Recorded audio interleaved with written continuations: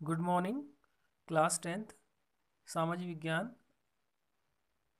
समकालीन भारत में पहला चैप्टर है संसाधन। तो संसाधन टॉपिक को समझने की कोशिश करते हैं। तो सबसे पहले देखते हैं संसाधन का अर्थ क्या होता है, संसाधन है क्या। तो हमारे आसपास मौजूद प्रत्येक वस्तु जो हमारे काम आ सके वो क्या है, संसाधन। आप अपने घर में ही देख लीजिए, घर के बाहर देख लीजिए, उसमें पत्थर हो सकते हैं, चट्टानें हो सकती हैं, पेड़ पौधे हो सकते हैं, वायु हो सकती है, सूर्य की रोशनी हो सकती है। ये सारी चीज़ें क्या है, संसाधन है। और इसी के साथ संसाधन को संसाधन वो है जिनको हम प्राप्त कर सकते हैं, जिनको प्राप्त करने के हमारे पास टेक्नोलॉजी है। जैसे ये चेयर देख रहे हैं आप, ये चेयर किससे बनी है, प्लास्टिक। अगर हमारे पास प्लास्टिक है लेकिन हमें पता नहीं है यूज़ को कैसा करना है, तो वो संसाधन नहीं है। तो टेक्नोलॉजी भी हमारे पास होनी चाहिए चीज़ों को यूज़ करने लायक बनाने की।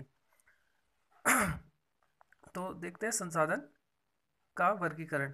संसाधन दो प्रकार के होते हैं, एक प्राकृतिक संसाधन और दूसरा मानवीय। प्राकृतिक संसाधन नाम से ही पता चल रहा है कि प्रकृति से प्राप्त होते हैं हमें, और दूसरा है मानवीय। मानवीय मतलब जो मनुष्य द्वारा बनाए जाते हैं। जैसे ये घर है, ये मानवीय संसाधन है। रेल लाइनें हैं, गाड़ियां हैं, सड़कें हैं, ये मनुष्य द्वारा बनाए गए संसाधन है, तो इन्हें मानवीय संसाधन कहते हैं। और दूसरी तरफ प्राकृतिक संसाधनों में देखते हैं, ये दो टाइप से इनका वर्गीकृत किया जा सकते हैं, एक नवीकरण योग्य और एक अनवीकरण योग्य। नवीकरण योग्य ऐसे संसाधन हैं जिनको हम कई बार यूज़ कर सकते हैं और जो ख़त्म नहीं होते, जैसे कि जल है, पानी और वायु, इसके अलावा सूर्य की रोशनी, इन्हें कभी ख़त्म नहीं किया जा सकता। इसलिए इनको नवीकरण योग्य संसाधन भी कहते हैं। ऐसे अनवीकरण योग्य संसाधनों में आते हैं ऐसे संसाधन जिनको हम एक बार प्रयोग करके जो ख़त्म हो जाते हैं, जैसे कि जीवाश्म ईंधन, जिसमें पेट्रोल है, डीजल है, या कोयला है। इनको हम एक बार यूज़ करते हैं तो ये समाप्त हो जाते हैं। और नवीकरण योग्य संसाधन भी दो प्रकार के होते हैं, एक होते हैं पुनः चक्रीय और दूसरा अचक्रीय। पुनः चक्रीय मतलब जिनको रिसाइकिल किया जा सकता है, जैसे लोहा या दूसरे मेटल है, उनको एक बार हम यूज़ करते हैं, बहुत समय बाद यूज़ करने के बाद हम उन्हें पुनः चक्र दोबारा उनको रिसाइकिल करके यूज़ कर सकते हैं। और अचक्रीय जिन्हें हम जो रिसाइकिल नहीं हो सकते, जैसे पेट्रोल या कोयला, इनको केवल एक बार ही यूज़ करें और यूज़ करने के बाद ये समाप्त हो जाते हैं। तो संसाधनों के प्रकार, जैव एवं अजैव संसाधन।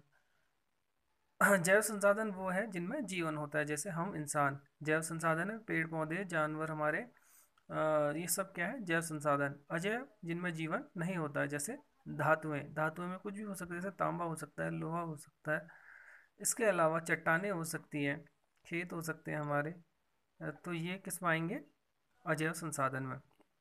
आगे नवीकरण योग्य और अनवीकरण योग्य, ये मैंने आपको ऊपर बताया।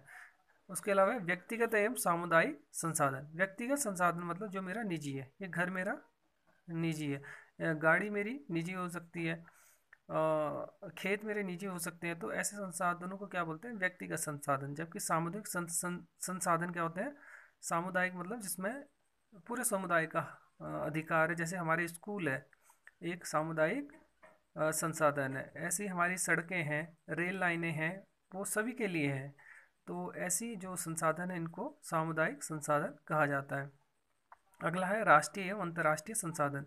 राष्ट्रीय संसाधन, जो आपने भारत का मैप देखा होगा, जितने भी हमारे सीमा के अंदर जितने भी संसाधन हैं वो सारे राष्ट्रीय हैं। और इसमें एक चीज़ और है, अगर हम कुछ, जहाँ हमारी सीमाएं समाप्त होती हैं, जहाँ से समुद्र शुरू होता है, वहाँ से भी अगर 22 किलोमीटर हम अंदर अंदर जाते हैं, यानी कि 12 नॉटिकल मील तक भी हमारा ही अधिकार होगा। यानी समुद्री सीमा से चारों तरफ जहाँ भी हमारा समुद्र है, वहाँ 12 नॉटिकल मील या लगभग 22 किलोमीटर तक हमारी जो जितनी भी संपत्तियाँ होंगी वो हमारे राष्ट्रीय संसाधनों में ही आएंगे। ऐसे अंतर्राष्ट्रीय संसाधन।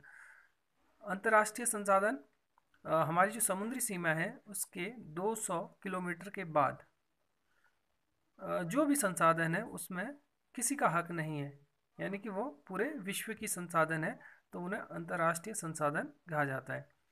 ये चैप्टर आप पढ़ लें, और इसमें जो ये मैंने शीर्षक लिखे हैं कुछ, जैसे जैव और अजैव संसाधन, नवीकरण योग्य और अनवीकरण योग्य संसाधन, व्यक्तिगत एवं सामुदायिक संसाधन, राष्ट्रीय एवं अंतर्राष्ट्रीय संसाधन, इनको आप डिटेल में लिख लें और नोट डाउन कर लें इसको।